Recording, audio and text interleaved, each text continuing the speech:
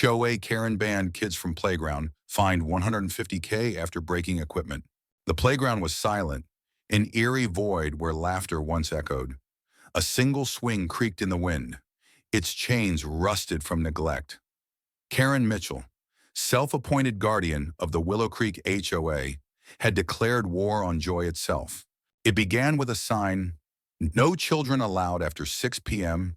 It read, nailed to the playground's entrance 2 weeks ago. Karen, with her perfectly pressed blazer and a glare that could curdle milk, stood by her decree, claiming the noise disturbed her evening yoga sessions.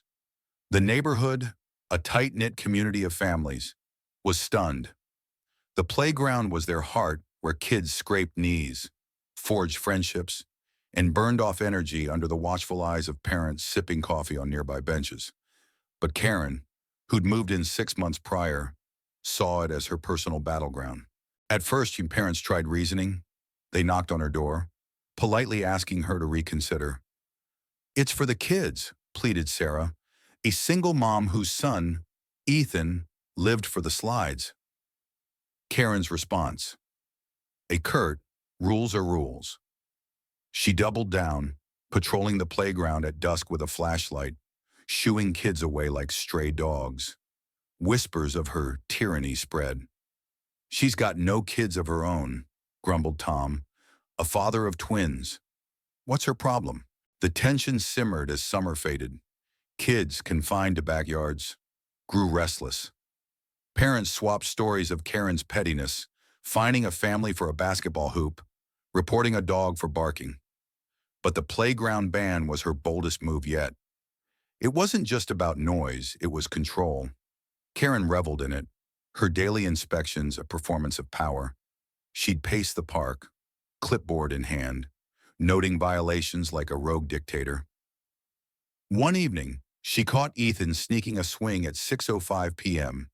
She tore into Sarah, threatening a $500 fine. "This is my neighborhood now," Karen snapped, her voice dripping with disdain. The community's patience frayed.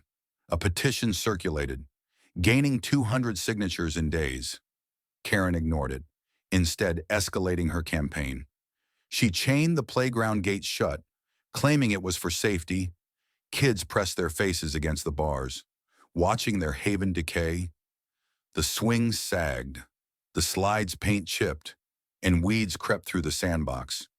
Parents organized a meeting at the community center, where tempers flared.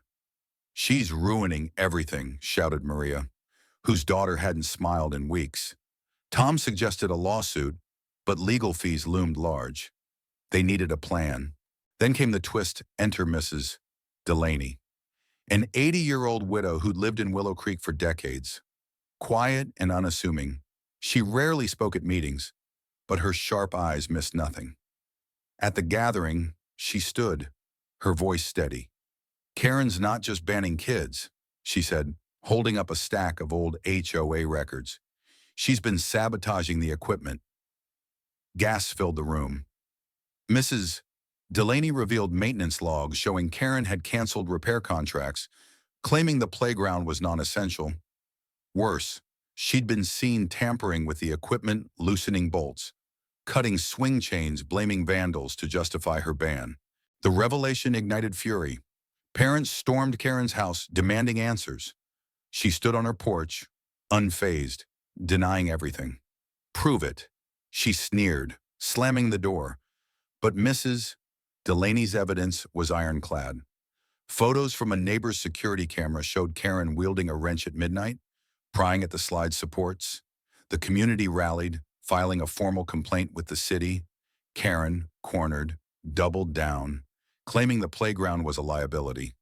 She hired a lawyer, spinning tales of rowdy kids and negligent parents. The neighborhood braced for war. The conflict exploded at a town hall meeting, packed to the brim with residents, reporters, and even a city council member. Karen took the podium, her voice shrill as she ranted about disrespectful families and entitled brats. The crowd booed. Sarah stood, trembling, and recounted how Ethan, her shy 8-year-old, had stopped talking since the ban. "You took his joy," she said, tears streaming. The room erupted in applause. Then Mrs. Delaney, frail but fierce, presented her evidence photos, logs, even a video of Karen snapping a seesaw's pivot. The crowd roared, chanting, "Fix the park, fix the park." Karen's facade cracked. She stammered, blaming misunderstandings. But the council member wasn't buying it. An inspection was ordered, revealing the playground's equipment wasn't just neglected, it was deliberately wrecked. The slide's frame was warped, swings were slashed, and the seesaw was splintered beyond repair. The cost to fix it, $150,000. The city traced the damage to Karen's tampering, and the HOA's insurance refused to cover sabotage. Karen was slapped with a fine to cover the repairs, her smugness replaced by panic as the gavel fell. The aftermath was swift and brutal. The city revoked Karen's HOA authority, and the fine wiped out her savings. Neighbors shunned her, her once pristine lawn now littered with protest signs, "Karen killed our park." The playground was restored, funded partly by community donations with new slides, swings, and a sandbox Ethan helped design. At the reopening, kids laughed again, their voices drowning out the memory of Karen's reign. She watched from her window, isolated, her control shattered. Sarah, Tom, and Mrs. Delaney stood together, watching Ethan race down the slide. "Justice feels good," Tom said, grinning. Mrs. Delaney nodded.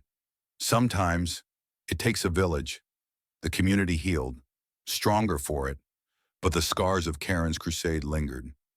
They'd fought not just for a playground, but for their kids' right to joy. What do you think? Did Karen get what she deserved? Or was the fine too harsh? Share your thoughts below.